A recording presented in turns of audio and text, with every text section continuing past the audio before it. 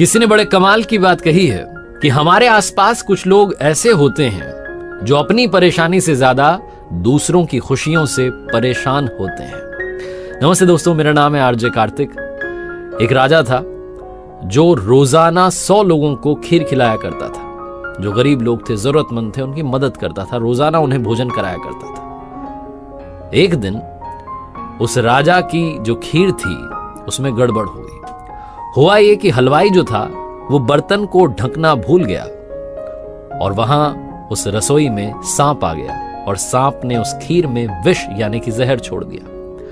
वो खीर जहरीली हो गई और जिन 100 लोगों को रोजाना की तरह खिलाई गई उनकी मृत्यु हो गई। इतना बड़ा पाप राजा ने कर दिया, उससे अंदर ही अंदर रहा नहीं जा रहा था, ग्लानि हो रही थी, वो समझ नहीं पा रहा था क्या करे। उसने ये फैसला लिया कि वो अपना राजपाट छोड़ देगा, किसी और को अपना उत्तराधिकारी बनाएगा और सब कुछ छोड़ करके जंगल में जाकर के भगवान से कहेगा कि मुझे माफ कर दो, मैं पश्चाताप करना चाहता हूं। इसी विचार के साथ में राजा चल दिया।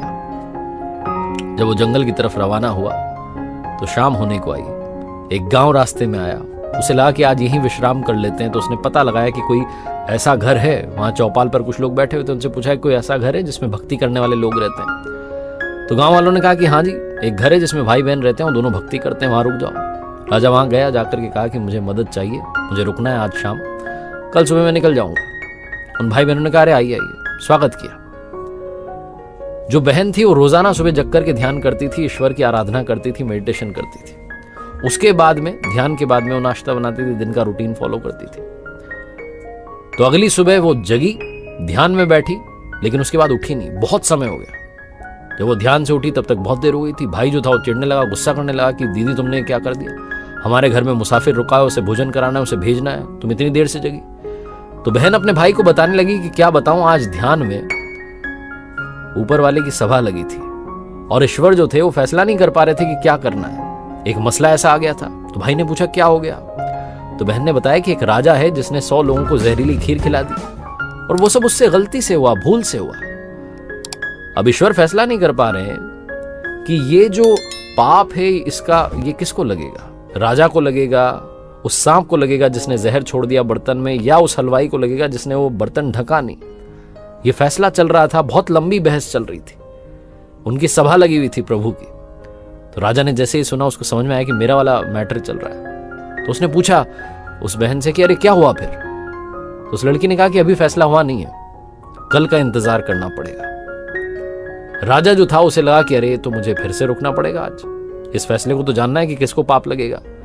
राजा ने कहा क्या मैं एक दिन और रुक सकता हूं, मुझे कल निकलना है। राजा उसी घर में रुक गया। गांव में दिन भर चौपाल में चर्चा होती रही कि वो जो आदमी कल आया था शाम में मुसाफिर, जो कह रहा था कि मुझे भक्ति वाले घर में रुकना है, ढोंग कर रहा था। जहां उसने देखा कि एक जवान लड़की रहती है भाई के साथ में, उसकी नजर खराब हो गई। देखो आज भी वहीं रुका हुआ है। दिन भर उस राजा की बुराई चलती रही। अगली सुबह वो लड़की फिर से ध्यान में बैठी, ध्यान उसका खत्म हुआ। राजा ने फटाफट से पूछा कि अरे क्या फैसला हुआ। लड़की ने कहा कि वो ईश्वर की सभा में फैसला हुआ कि वो जो पाप है वो तो मेरे गांव में जो चौपाल पर लोग बैठते हैं वो बांट के ले गए। छोटी सी कहानी है, लेकिन सिखाती ये है कि जो निंदा करते हैं, जो बुराई करते हैं, दिन भर गॉसिपिंग में लगे रहते हैं, इसकी बुराई उसकी बुराई, वो दूसरों का पाप भी अपने माथे लेकर के घूम रहे होते हैं। इसीलिए हमेशा हमें किसी की भी हो बुराई से बचना चाहिए। एक बार फिर से वही बात जो अक्सर आपसे कहता हूं, ऊपर वाले के आशीर्वाद, अपनी मेहनत और अपनों के प्यार के साथ कर दिखाओ कुछ ऐसा कि दुनिया करना चाहे आपके जैसा। याद रखिए, हर सोमवार सुबह 9:30 बजे मेरे साथ देखिए एक नई कहानी, और हर शुक्रवार सुबह 9:30 बजे मेरे साथ देखिए लर्निंग सीरीज का एक नया वीडियो।